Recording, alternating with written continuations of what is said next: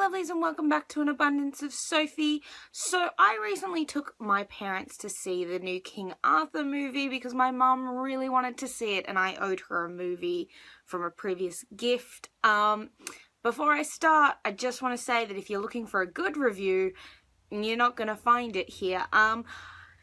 To be fair, I did go into this movie knowing that it had flopped in its opening weekend. I'd read a couple of reviews, but I hadn't really got in depth because I didn't want it to cloud my judgment. But basically, I kind of expected it to be bad. I did go in trying to tell myself, just have really low expectations. It's a good cast. It's dumb action. Just think of it that way and everything will be fine. Everything was not fine. So I'm making this video not because I think I can add to the discussion of this film. There are many people who have reviewed this that I'm sure are doing a better job than me, who understand the film industry. I just need to vent because I have so many thoughts about this. But that being said, let's kick this thing off. So when this movie first opens, it opens onto this big, sweeping Lord of the Rings style battle with really intense CGI, really loud, in-your-face music, and you're thrown straight into the middle, which theoretically could be really great, but it just felt like it was trying to be Lord of the Rings. So from the very beginning, I was not impressed. There were these massive CGI elephants that were so big, there were freaking cities on the back of them, and I just didn't understand why, but I thought, you know what, maybe the magic will be established in this universe and it will explain why there's these massive creatures. Unfortunately, it never did. So like I said, it started off feeling very Lord of the Rings. Then there were scenes later on where they're running through the city and it was very Assassin's Creed. And then there was, throughout the whole movie, just this vibe of, we know that Game of Thrones is really popular and we're just going to try and capitalize on that, but we don't really know why Game of Thrones is popular, so we're going to do a really bad job of it. And it just felt like this really awkward mash, and the tone of the whole movie felt really uncomfortable to me. I feel like they were trying to do this big, serious epic, and if they had stuck with that, it might have worked. The problem was, while they were doing this big, serious epic, they had Charlie Hunnam's King Arthur trying to be this comedic, humorous, witty guy, but there was nothing really for him to bounce off. There was just him being this charming wanker. Really, like, I love Charlie Hunnam and he did an amazing job, as did the rest of the cast. All the acting was great.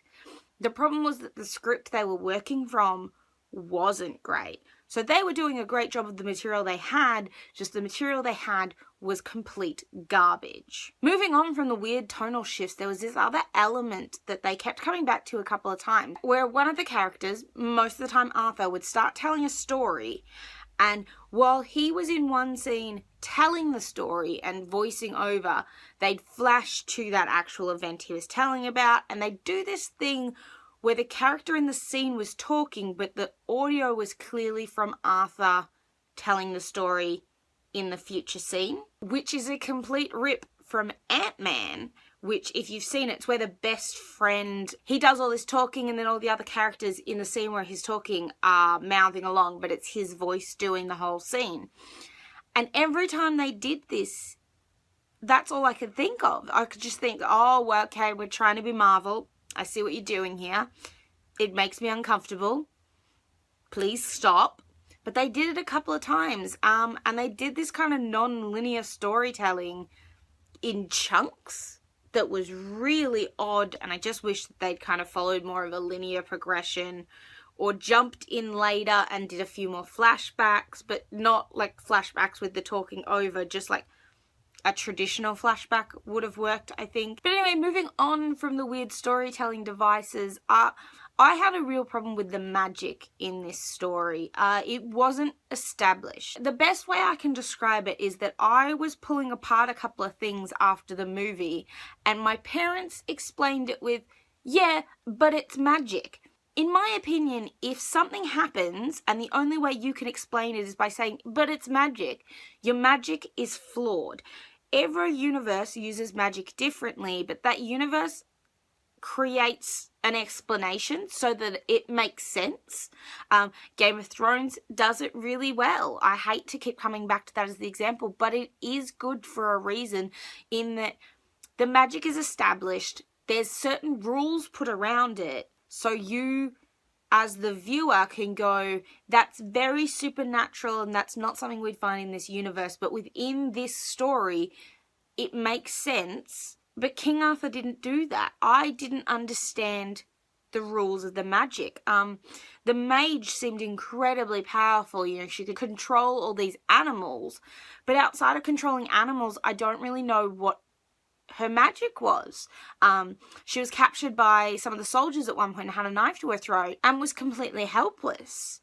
So I don't really understand how her magic works. And then Excalibur itself, just, I don't know what it did. Whenever Arthur tapped into it, it would show him his past. And I don't really know how that worked, and like it would overwhelm him and he'd pass out. But then once he conquered his fear, he could wield the sword. But then when he wielded the sword, it basically just became a video game cutscene. And I don't really know what it was doing. Like, was the sword actually slowing down time? Or was the sword giving Arthur magical powers that made him Quicksilver? Like, I don't know how it worked. And like at one point it kicked up this massive dust storm. Like, how? How? You have to tell me how things work. Otherwise, I can't keep up and enjoy this moment. Because I'm spending the whole time being like, are the character, do they know how it works? And I'm just, as the outsider looking in, I'm not aware? Or is everybody just accepting that magic does whatever the fuck it wants? No. Also, following on from magic and things not being explained, what was that creature in that underground lake? It was like Ursula meets Jabba the Hutt, and then there were these two other little bitches that came out of the tentacles, and they were swimming around, but then when she came back later in the movie, they weren't there. Like, what was her deal? That was never explained. Like where does she tie in? Was she connected to Mordred? But who is that chick? She's not the lady in the lake, because the lady in the lake is good. So who is that? Am I not understanding the mythology enough that I didn't pick up who that character was? Or is that something that's not in the mythology at all and Guy Ritchie has just invented that for a shitty storytelling device? I don't know. So with that whole mages being able to control animals, but who knows what else they can do. Mordred can do this, but is that just because he's evil? I don't understand why we had the character of the mage. Don't get me wrong, I liked that we were given a central female character, but I don't want her to be there just because they went, oh, we got too many blokes, we need to put a woman in here. But she said that Merlin sent her. Why didn't they just put Merlin in the movie? Why was he this figure off on the edge, not being utilized? Why doesn't Merlin show up and go, hey, Arthur, gonna help you here, buddy. Let's do this. He could do exactly what the mage did, but he's Merlin, so then you get Merlin and King Arthur teaming up like it's supposed to happen. Why ruin the good elements of the story? It just doesn't make sense to me. There's just so much of this movie that doesn't make sense. So my next issue was that this was an incredible cast. It was phenomenal, but the characters weren't really explored. They were kind of just two-dimensional. We get into the nitty-gritty with Jude Law and with Arthur, and we get, you know, that emotional depth with them. And I enjoyed that. But then with the rest of the cast, they were interchangeable. They all had stupid names. Stop trying to make Goose Fat Bill a thing. That was so annoying. They said that like 15 times in 5 minutes and I was ready to stab somebody. But the rest of the characters, like, I cannot name any of them except for the kid because his name was Blue, and I only remembered that because he had a bloody blue hat on, and I was like, does he just wear the hat all the time? Is that why they call him Blue? Weird.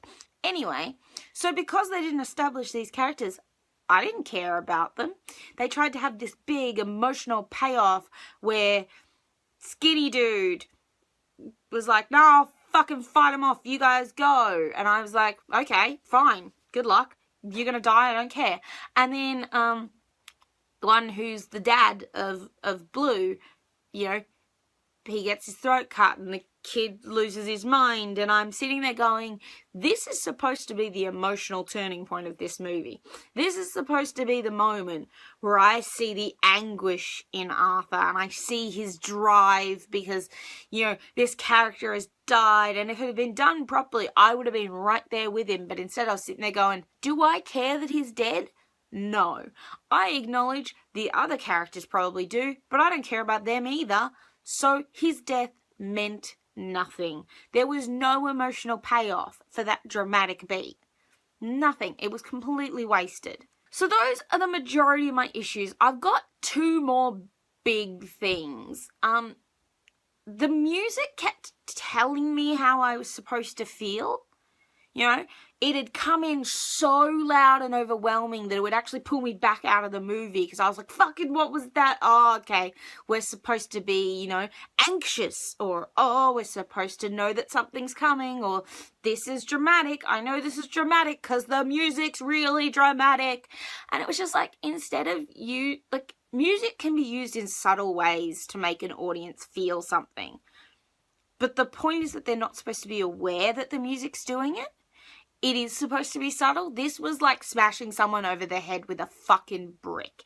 It was the most unsubtle thing I've ever experienced, and I just kept thinking, this movie isn't making me feel anything, it's telling me to feel something, and that's never gonna work.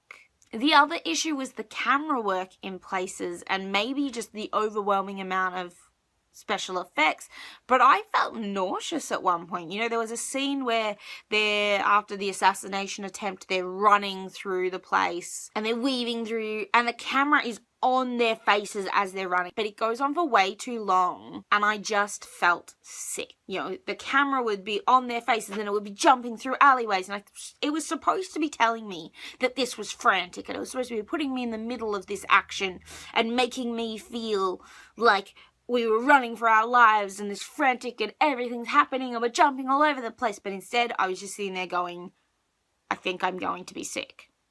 If they don't hold this camera steady for 5 seconds and let me catch my breath, I'm going to vomit.